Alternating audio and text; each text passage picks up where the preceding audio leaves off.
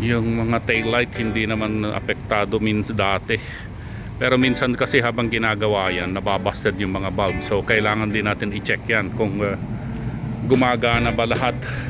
Kung merong hindi gumana dyan, pwede nating ibalik at papalitan, or punta na lang dito yung gumawang workshop na yung technician ng gumawang workshop at gagawin dito.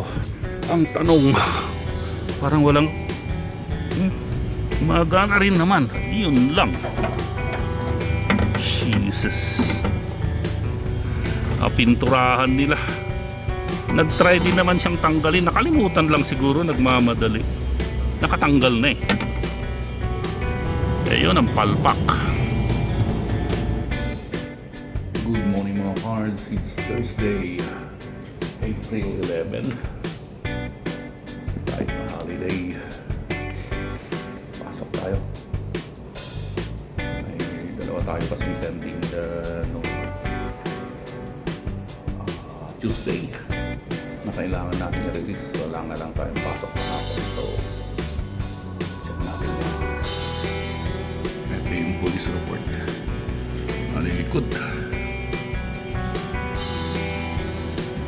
Tapos ang picture niya to. Pinaka-concern natin ngayon yung alignment nito. Dito. Yung mga ilaw. Brake light. Dapat nakasentro to.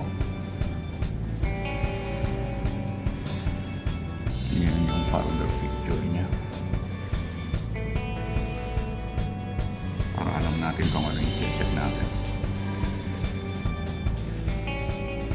So let's go. Good morning mga pards. It's Thursday, April 11. Buhay naming mga OFW kahit holiday, kung kailangan pumasok. So check na natin yung gagawin natin parts para makatapos tayo ng mga trabaho.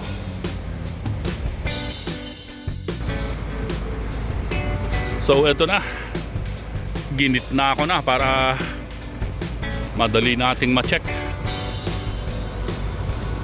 Ang damage nito is likod, pero check up na natin dito sa harap.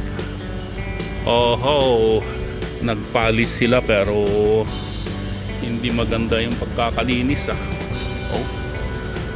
kita ko ba kumbaga sa mga Ilocano yan, yung harap niya, yung pulbos niya milkat. Hindi maganda yung pagkakalinis. Mag-holiday kasi kaya puro nagmamadali siguro. Ito yung pinaka-concern likod. Kung titignan natin dito sa medyo malayo, maganda. Sana nga maganda lahat, pero yung yun yung concern ko kung makikita ninyo. Hindi talaga nalinis masyado, pero nag-effort sila talaga na ipalis lahat. Milkat nga lang, hindi masyadong nalinis. Pero anyway, mag-concentrate tayo dito sa ginawa. Yung clearance okay naman, yung pagkakapintura okay din. Nakabit yung GL saka Hilux monogram niya, nakasentro rin naman yung sticker niya. Clearance kaya dito okay, so far so good naman. Yung mga taillight hindi naman apektado dati. Pero minsan kasi habang ginagawa yan, nababasted yung mga bulb. So kailangan din natin i-check yan kung gumagana ba lahat. Kung merong hindi gumana dyan, pwede nating ibalik at papalitan, or punta na lang dito yung gumawang workshop na yung technician ng gumawang workshop at gagawin dito. Ang tanong, parang walang magana rin naman. Yun lang. Jesus. Pinturahan nila. Nag-try din naman siyang tanggalin. Nakalimutan lang siguro, nagmamadali. Nakatanggal na eh. Yun ang palpak. Yan ang kadalasang problema kasi pag nagpipintura dito. Dapat tinatanggal na kasi yan bago magpintura. para hindi nadadamay. Dali natin sa denting unit yan para matanggal yung pintura. Kala ko okay na sana eh, umalpak pa. Sarado ang denting unit mga pards, so tayo na lang maglilinis nito para mapalabas natin. Wow, wala tayong thinner, kerosene lang yun ha. Hanap tayo ng thinner. Oo, sana kaya nito. Wala tayong thinner eh, kerosene lang yung meron. Kapal pa naman ng pintura na masigas na.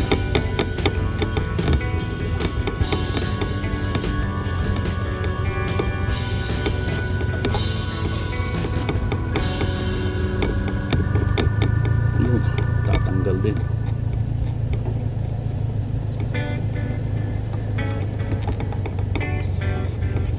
Mga palpak na trabaho ng nagmamadali.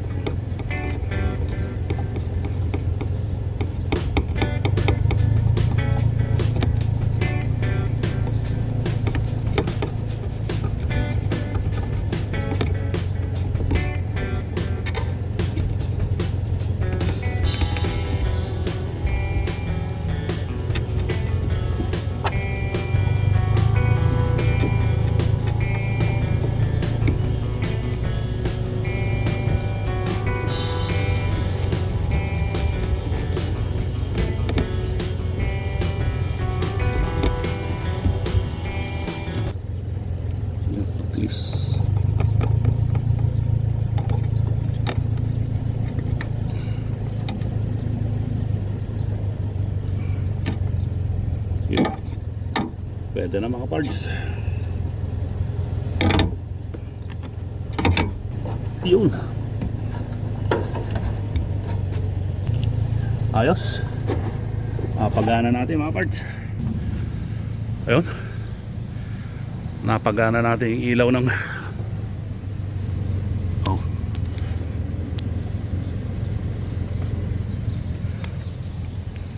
at least pwede natin palabasin.